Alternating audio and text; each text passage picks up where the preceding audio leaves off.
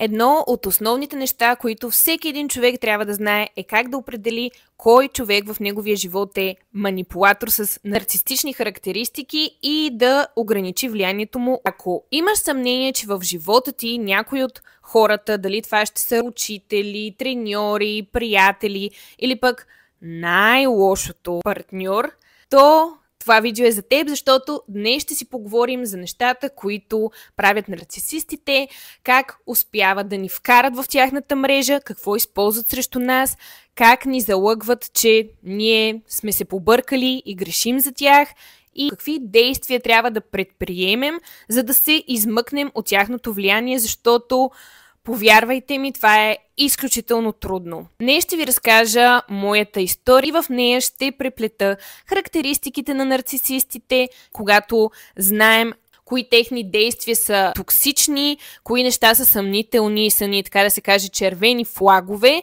тогава ние по съвсем различен начин избираме хората около нас. За всеки един човек, който се чувства зле, има някаква токсична връзка, не знае как да се измъкне, не знае дали не греши в преценката си, това видео ви е намерило. Започвам с моята история.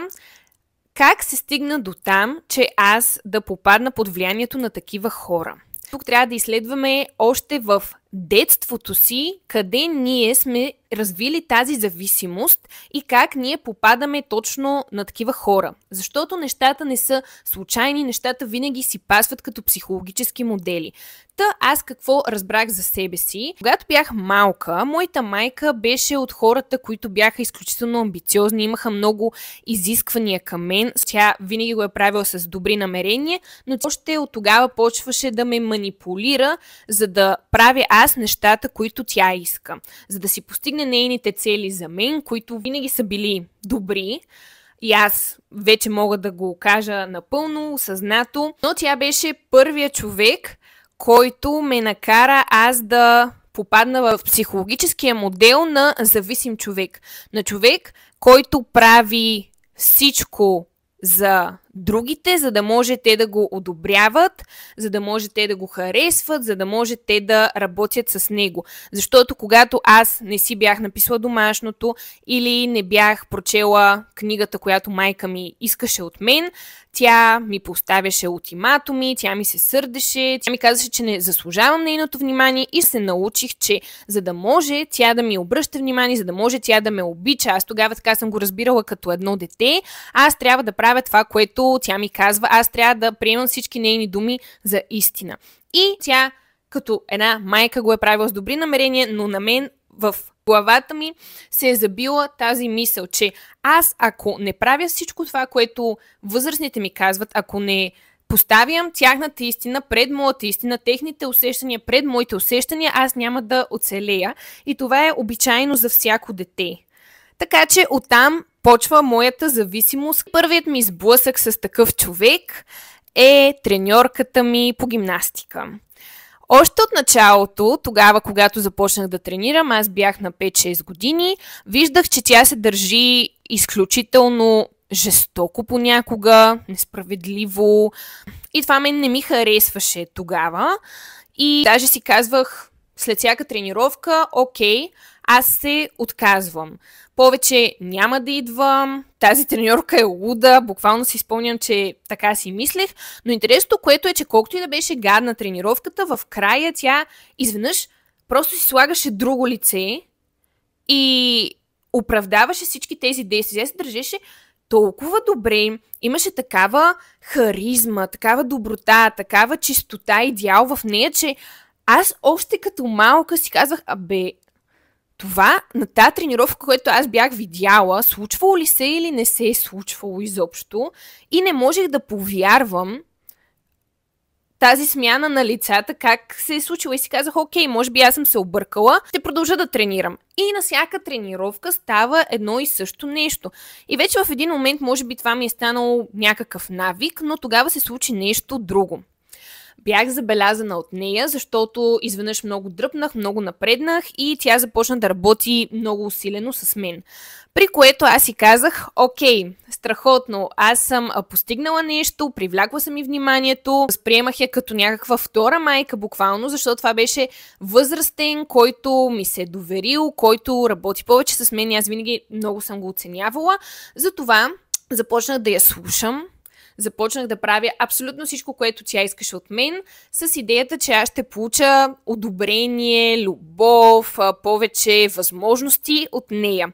И това за мен беше като естествено поведение, защото точно майка ми показа, че така трябва да правя, за да печеля възможности в живота си. Как аз съм се привлякла точно към този човек? Моята треньорка имала нуждата да работи с някой, който я приема за идеал, поставя я на пиедестал. Такъв човек, който ще прави абсолютно всичко, което тя му каже и няма да поставя нищо под съмнение. Такъв човек като мен, който слуша, който не се противопоставя, върху който тя може да има 100% контрол. Имах нужда от нея, за да ми дава тя валидация, докато тя имаше нужда от мен, за да може тя също да получава валидация, като работи с някой, който е абсолютно под нейн контрол. И точно тук е първото нещо. Как нарцисистите привличат точно хора, които са по-зависим тип. Това се случва точно защото те имат нужда един от друг. Въпросът е защо попадаш на такива хора. Ето това е отговорът. Ти имаш нужда от този човек и той има нужда от теб. За да си наливате сол в раната, за да продължавате тази токсична динамика. Човека, който трябва да скъса връзката и да развали тази динамика, е точно зависимия човек, защото той вече има това качество да си мисли, че той не е прав, че той някъде греши, което не е хубаво, но в случая може да се използва и да разбере реално къде греши и какво трябва да направи. И оттам насетне какво се случва, как се разви тази емоционална връзка между мен и нарцисиста. Развива се така, че нарцисиста използва нещо, което се казва love bombing. В случая на моята връзка с моята треньорка, тя ми даваше изключително много внимание, казваше ми браво, ти си по-добра от другите, ти си по-трудолюбива от другите, ти ще се справиш по-добре от тях на състезанията, ти ще имаш повече медали, ти ще станеш шампион, което мен ми хранеше егото. Аз имах нужда от тази външна валидация, за да се чувствам добре. Това е когато е някой, примерно, треньор, учител, има много такива учители, някакъв инструмент, може и да не е пиано, други треньори, просто ще разбереш, ако си тренирал такъв спорт в романтична връзка или в приятелска връзка, това би се изразяло последния начин. Ако нашия приятел или приятелка ни засипва с подаръци, ни засипва с комплименти, иска постоянно да прекарва време с нас, просто ни дава всичко това, от което нашето его има нужда, за да се чувства добре. И той, този манипулатор и нарцисиста, той много добре знае какво да ни даде, което другите хора не ни дават, което ни липсва, за да ни привлече към него. В този период манипулатора ни привлича към него, увещава ни, че то е нещо, което ние търсим, от което имаме нужда, ние съответно развиваме емоционална връзка към него, защото никой не ни е давал толкова любов, никой не ни е давал толкова внимание, колкото този човек и се влюбваме в него. Затова, когато имаме връзка с нарцисист, това е много, много, много задълбочена връзка, докато когато е приятел, треньор или друг човек, връзката се къса по-лесно, но пак е доста трудно все пак. Когато е наш приятел, ние излизаме с него, той ни обръща внимание, интересува се от нашите интереси и ние си казваме, леле, той ми е най-добрият приятел или най-добрата приятелка. И пак, важното е едно нещо. Тези хора много добре знаят какво да ни дадат, с какво да ни манипулират и те ни дават точно това нещо. За период от време, в който ние да се влюбим и да се привържем към тях. Влизаме по този начин в мрежите на нарцисиста. И какво той почва да прави с времето? Отначало е това нещо. Дава ни това, от което се нуждаем. Но след това той вече започва да навлиза в живота ни и ние му имаме доверие и започва да отстранява различни хора, които може да ограничат неговото влияние. Започва да ни обсебва живота. В случая на моята треньорка, и ето за това бих казала, че доста от треньорите, там границата е много тънка, не са само строги и изискващи, ами имат психически проблеми. Аз това съвсем смело го твърдя. Нито съм психолог, нито съм психиатър, но това е моето лично мнение, че тези хора са сбъркани по някакъв начин и тяхната професия им позволява да тормозят другите, да нараняват другите и по такъв начин те да се чувстват добре. Кажете ми, че не съм права, няма никакво значение, това е моето мнение и аз съм го видяла не веднъж и 2 пъти. В случая на моята треньорка, тя какво почна да прави? Тя се възползва от статута на треньор и каза: ти няма да ходиш на това, ти няма да ходиш на онова. Започна да ограничава моите контакти с моята майка. Спря да я кани в залата. Спря да я кани по състезания. Почна да се държи така, сякаш че тя ми е майка, нали, под претекст, че ние трябва да тренираме, да се подготвяме за някакви състезания. Окей, добре. Накрая тя имаше контрол над времето ми, над някои решения за живота ми. Имаше контрол над тялото ми, докато аз съм на тренировката. Тя можеше да ме измъчва по десетки различни начини. И никой не може да ме убеди, че това е просто професионално. Не. Тя показваше своя контрол постоянно. Ако усети и една нотка на това, че ти и се опълчваш или че ти си загубил доверие в нея, тя те наказва. В смисъл, до такива ситуации се е стигало. Аз съм тренирала при нея 10 години и мога да кажа, че съм се нагледала на толкова много ситуации с други хора, които просто са ми били показател какво ще се случи, ако аз си се опълча. И аз затова и не се опълчвах. И пак в моята глава течеше тази мисъл, това, че аз трябва да правя това, което тя ми каже, че ако аз правя това, което тя ми каже, ако аз не се опълчвам, ако аз я слушам, ако аз си вярвам безрезервно, за мен всичко ще е окей. Но с времето това започна все повече да ми тежи. Бях изключително нещастна, защото започнах да осъзнавам в каква клетка съм. И това за едно дете е много трудно да се възприеме, защото когато си дал контрол над живота си или когато моите родители по-скоро са дали контрол над живота ми на нея, и аз знам, че няма как да се измъкна, че измъкването би било изключително трудно, почти невъзможно, и аз започвам да се чувствам зле, защото по-добре аз да греша, по-добре аз да си кажа, че проблемът е в мен, отколкото да обвиня хората, от които в крайна сметка завися. И точно това се случва и при другите хора.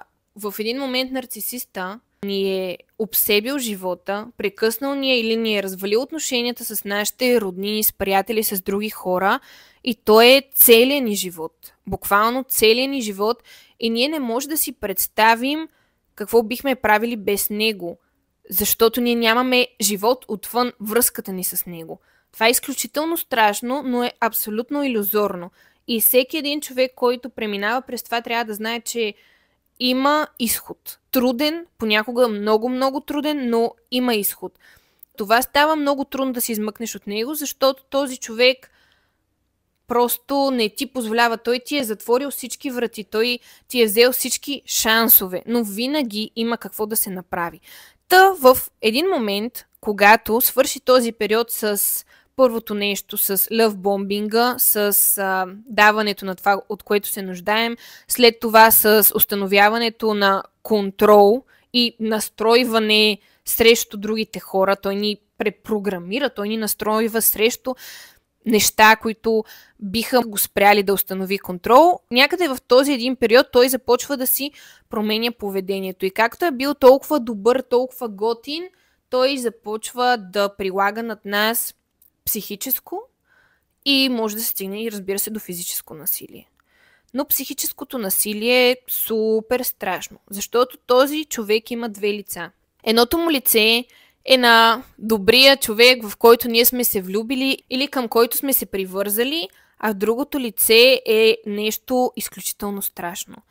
Този човек може да прилага над нас насилие и психически тормоз по съвсем различни начини. Но по принцип характерното е, че той ни кара да се чувстваме винаги виновни, да ни обвинява, да ни казва колко сме нищожни, как нищо няма да стане от нас. Това са стандартни неща за нарцисиста-манипулатор.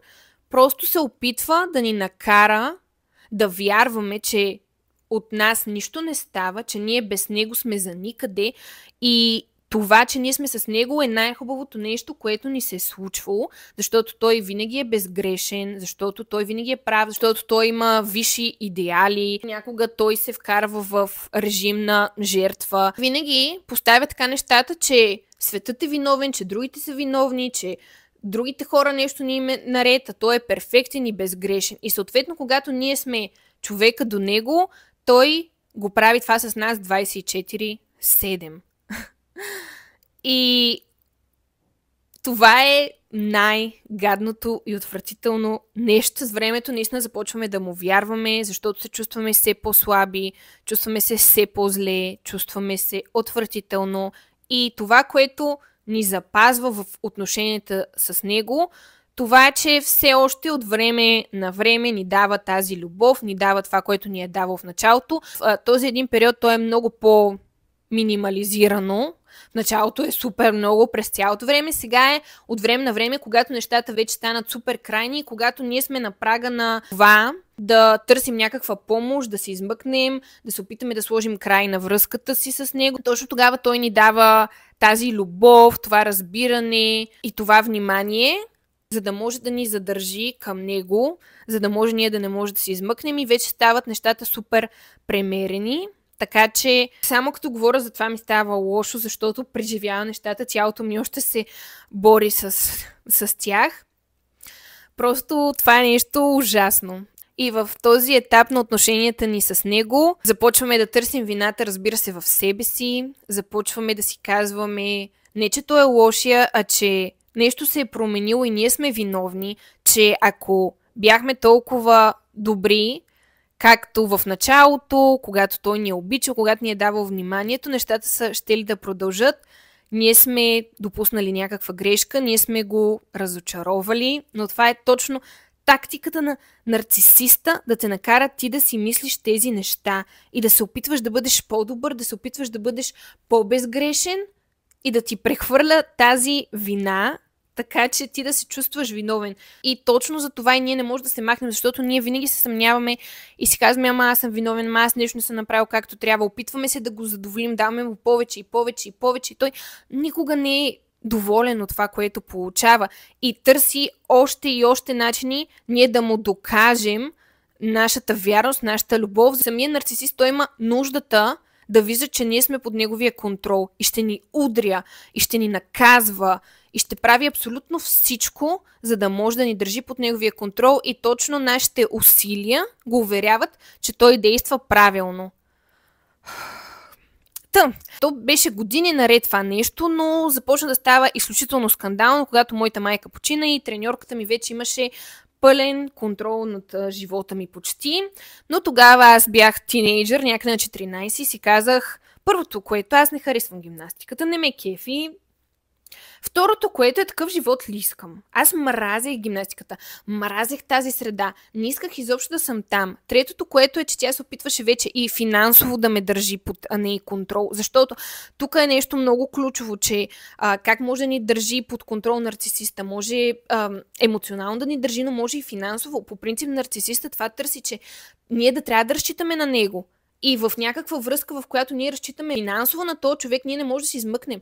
Ние трябва да си намерим апартамент, на нас ни трябват пари и точно нарцисиста затова ни кара да се чувстваме изключително безсилни да се справим с тия неща. Взима ни всичко, просто за да ни държи. Така че измъкването не е лесно. Та тя точно това се опита.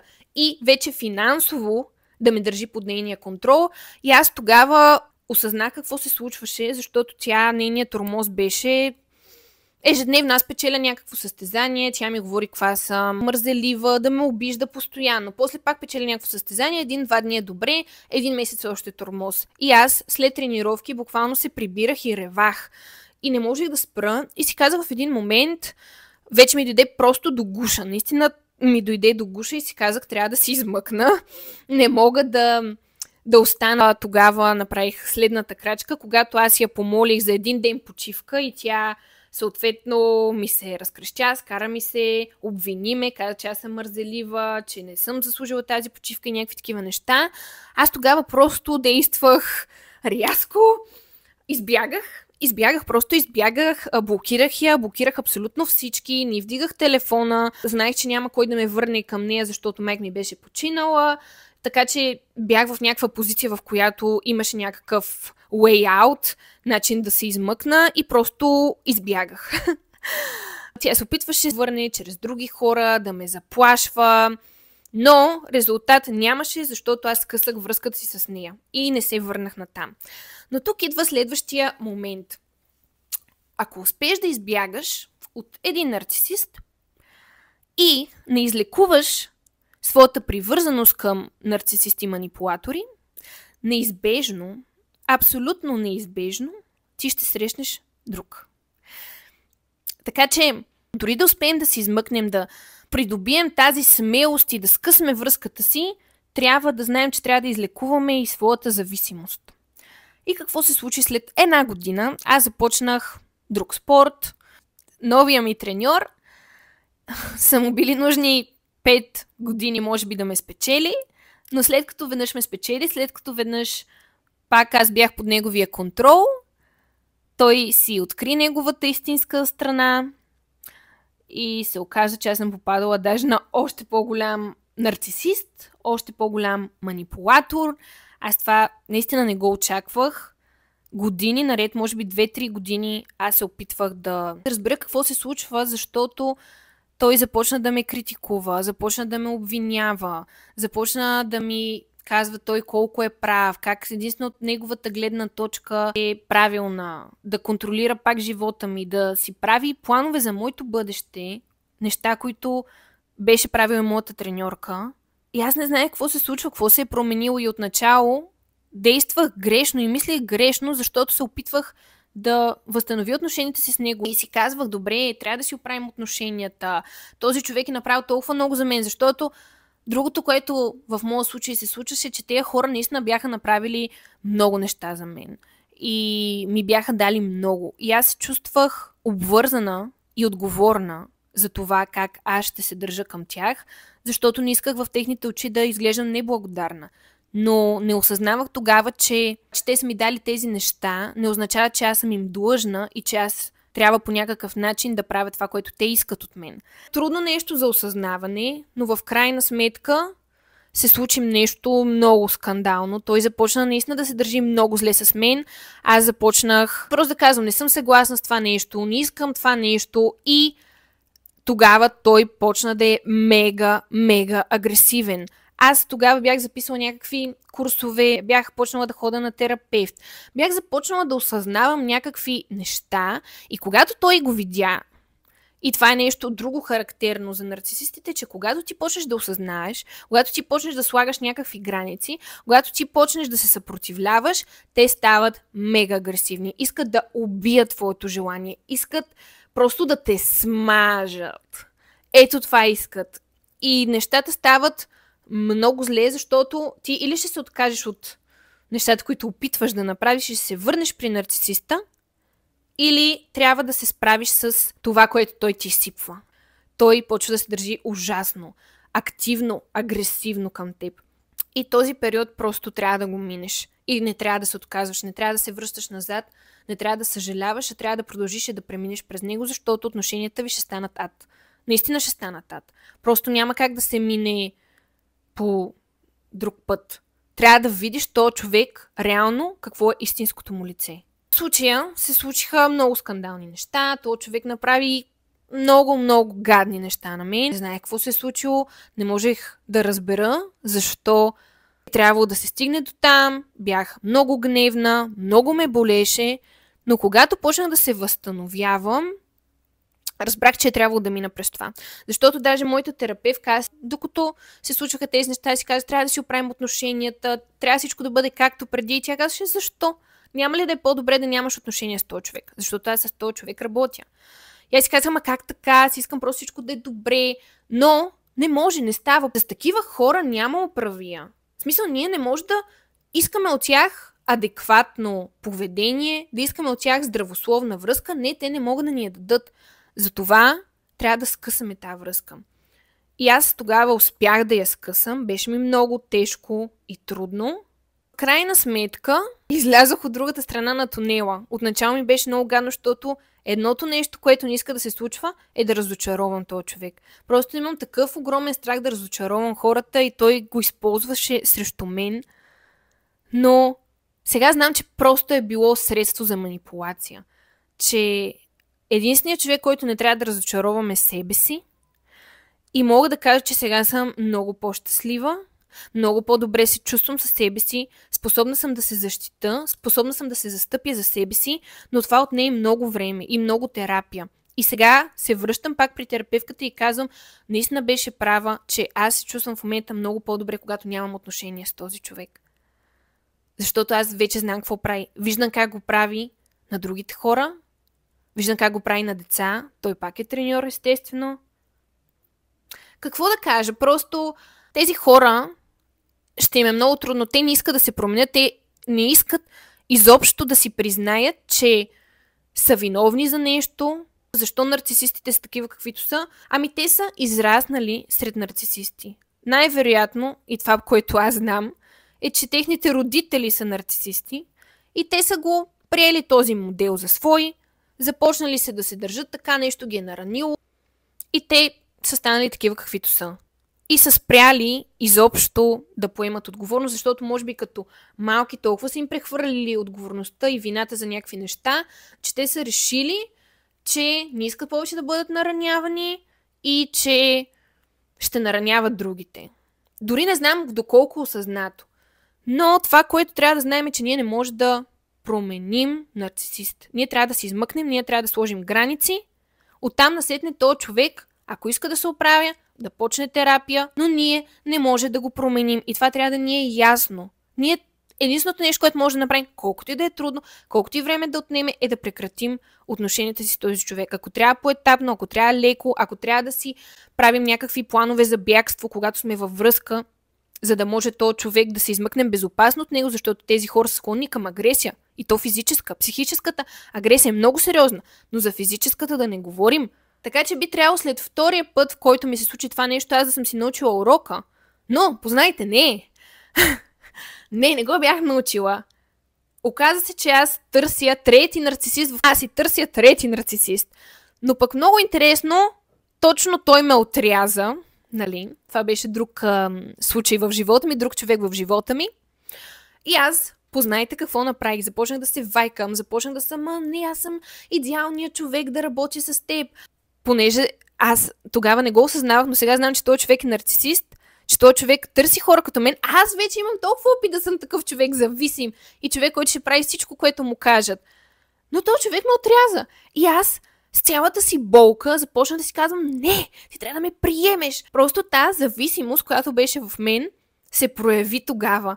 И слава Богу, нали, трябва да благодаря на Бог, че не се получиха нещата, но аз може би около една година аз страдах и си казвах, не, искам пак да се случи това, на мен ми трябва някой да ме валидира, на мен ми трябва някой да имам, който да ми казва какво да правя, аз нямам да се оправя иначе. И после седа така и с времето и с терапията, на която хора си съня, не ми трябва такъв човек. Леле, какво аз съм се опитвала да направя, да вляза още веднъж в такива отношения, Петя не си ли научи урока? И тогава вече мисля, че след като го осъзнах колко аз жадно го искам, тогава осъзнах напълно какво се случва с мен, върху какво аз трябва да работя. В случая това е да получавам валидация единствено от себе си, да не си мисля, както в детството е било, че аз зависи от някой и някой, ако ми дава валидация, любов, финанси, трябва да се прикрепя за него. Ами напротив, аз мога да се справя сама. Чак тогава, може би напълно, осъзнах проблема си, осъзнах всички тези отношения в миналото, които съм имала, които са били токсични и всичко много ми се проясни. Няма как да си гарантирам, че пак няма да попадна в такива отношения, но поне смятам, че ще мога по-лесно да изляза. Защото аз вече съм разбрала защо попадам на такива хора, какъв е проблема в мен, какво е нещо, което ме кара да търся такива отношения, работя върху него активно И знам, че дори да попада на такъв човек, първо, че ще мога да го разпозная по-лесно и второто, че ще мога бързо да прекратя тази връзка. Така че точно за това правя това видео, за да може всеки един, който гледа това видео, да разбере, че има начин как да спре тази токсична зависимост, да е наясно с тези неща, които му се случват и да започне да работи вътре в себе си, защото тогава той ще спре да има нужда от нарцисистите на първо място, да бъде много по-щастлив и независим. Благодаря, че гледа това видео. Можеш да се сабскрайбнеш за канала ми и до следващия път.